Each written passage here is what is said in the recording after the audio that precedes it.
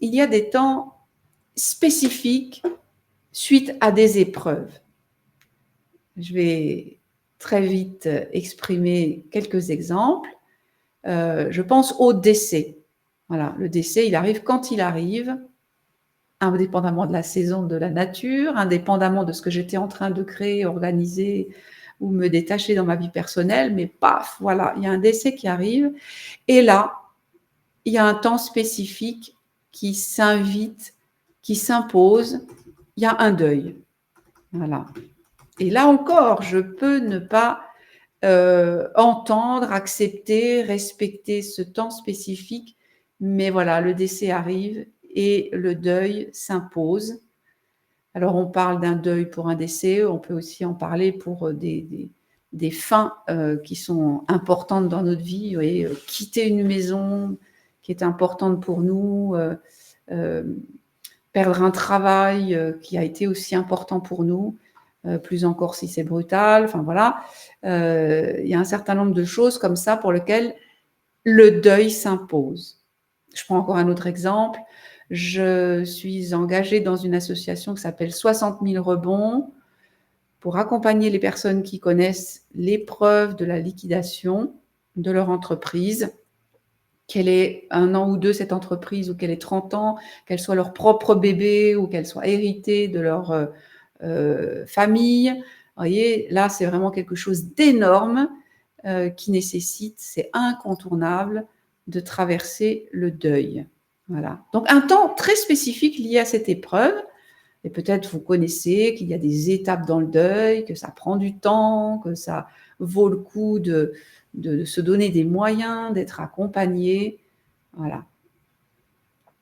Tant que ce n'est pas traversé, la suite ne va pas pouvoir se vivre de manière pleine et entière. Un autre exemple, c'est la maladie. Voilà. La maladie, quand elle arrive, elle impose d'elle-même un nécessaire temps de guérison. Voilà. Et là aussi, on pourrait faire comme si, continuer à travailler comme si on n'était pas malade, continuer à avoir le sourire sur le visage comme si on n'était pas malade. C'est possible de vivre à contretemps, comme de manger des fraises à Noël, mais derrière, il y a quand même un temps spécifique. Voilà. Et comme pour le deuil, avec des étapes, peut-être que je vais y avoir une étape de déni, mais il va falloir que je finisse par me soigner et me soigner vraiment.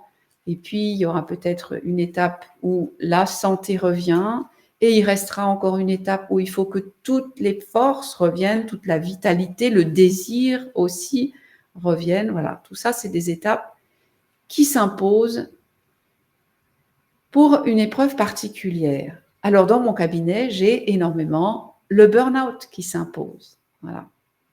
Et là, le burn-out, il impose quelque chose de... On pourrait faire des analogies avec le décès, le deuil, la maladie, la guérison, mais dans le burn-out, je vais mettre encore des mots différents. Il y a quelque chose qui s'impose, c'est déconstruire ce qui m'a amené à ce burn-out et reconstruire ce qui va me permettre de vivre à nouveau pleinement. Déconstruction de soi-même, reconstruction de soi-même ou déconstruction de son mode de vie, reconstruction d'un nouveau mode de vie. Voilà. Et où, ce ne sont que des exemples, mais là, il y a vraiment quelque chose de l'ordre de déconstruction, reconstruction. Est-ce que ça vous parle tout ça? Est-ce que vous avez passé une épreuve dernièrement? Et est-ce que vous avez pris soin de vivre ces temps spécifiques imposés par ces situations de vie?